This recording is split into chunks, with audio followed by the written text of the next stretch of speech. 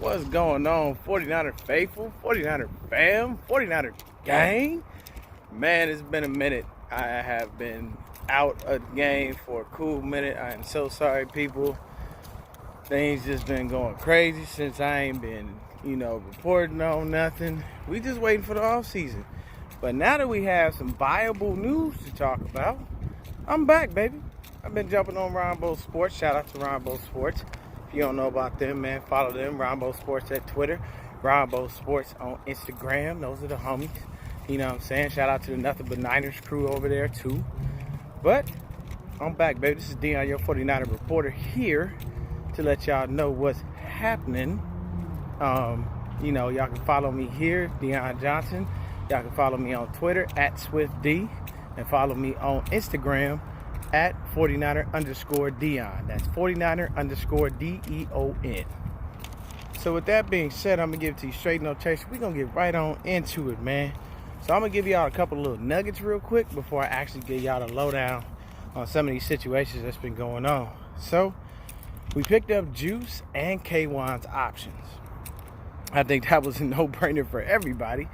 Juice, the fullback is super key to Shanahan's system and everything he did for us and all the things, saying that he can do and how much of a Swiss Army knife he actually is when he's on the field is, it's undeniable. And we have to make sure we keep that. So picking his option up was definitely a no-brainer. K'uan, same thing. That's that shark, baby. He out there, he smell blood in the water. He coming for you. K'uan has been one of the best slot defensive backs in the league.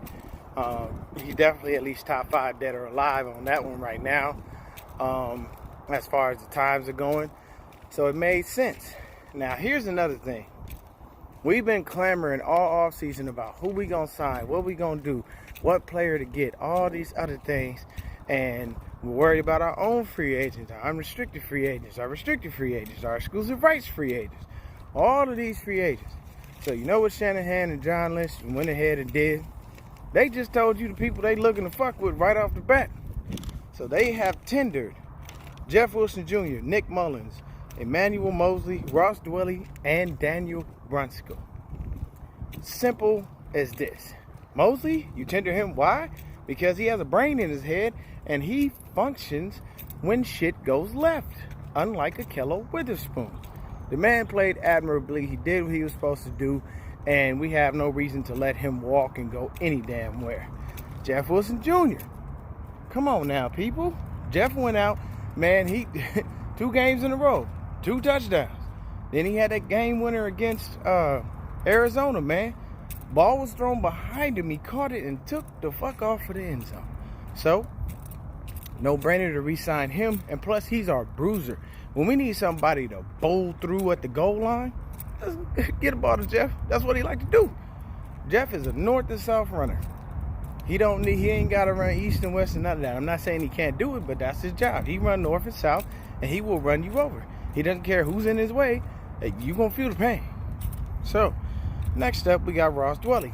Now, Dwelly did a couple of nice little things for us during the season, and he filled in admirably when it came to Juice going down, you know what I'm saying, because they had to mix it up and be able to make sure that they went ahead and they had somebody come in that could do what Juice does.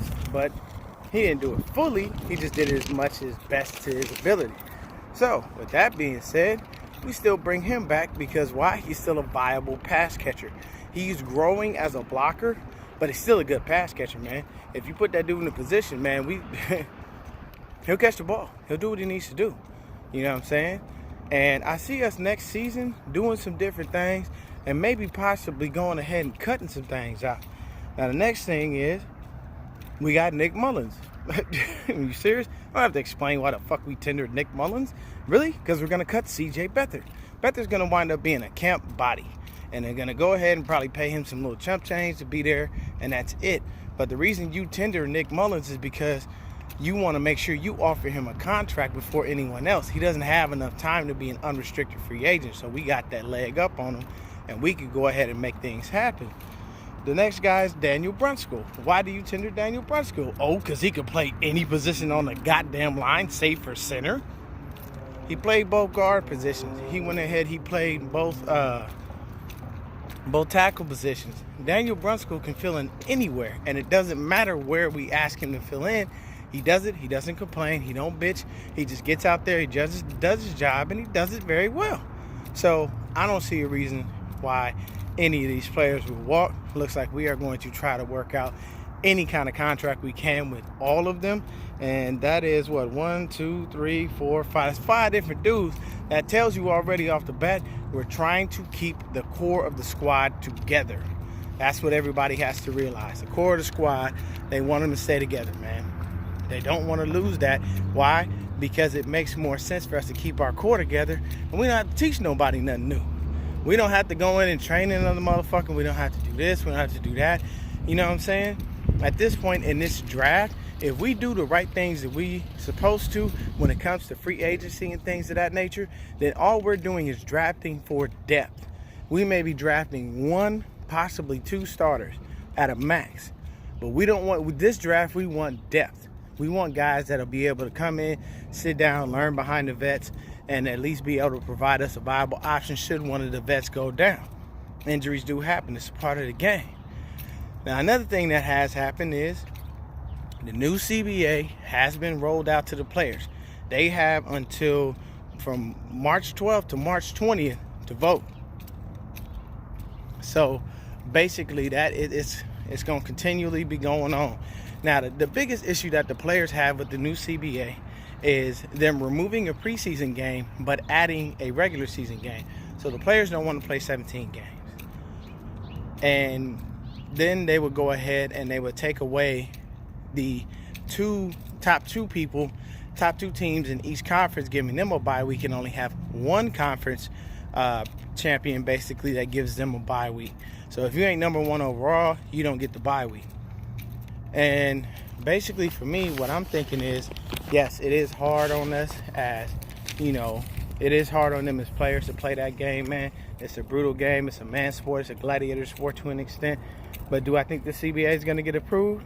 Probably so. You know why? Because there's a lot of people that didn't get paid yet. And that's the thing. If you were Russell Wilson or a Tom Brady or a Matthew Stafford, you know, if you one of these top tier QBs, and I'm not saying Matthew Stafford is a top tier QB by any stretch of the imagination. Please do not misconstrue what I said. But okay, let me put it like this: a top paid QB. Doesn't always mean you deserve the money. Just means you're getting paid like a starter. If you have a $100 million contract in the bag already, and you bitch about the 17th game, the person that don't have that $100 million contract hasn't made anywhere near that much money, hasn't been able to accrue the time in the NFL to enjoy the fruits of their labor, they probably gonna vote yes. Why? Because they trying to make their bread. There's certain things that are increasing. You have money that's increasing for them. You have more cap space to sign more players. They're trying to up the roster from 53 to probably like 60 or something like that. So there's a variety of different things going on with that. But at the end of the day, what do you want? You want to make sure everybody's happy. It's not always going to work like that, people. It never does. But those are just some of the nuggets that's going on. This next video, I'm going to drop a gem on y'all about the constant fuckery going on that we have with Mr. Brady and Mr. Garoppolo. But y'all stay 49er faithful. Y'all stay 49er blessed. And I will see y'all in just a few minutes.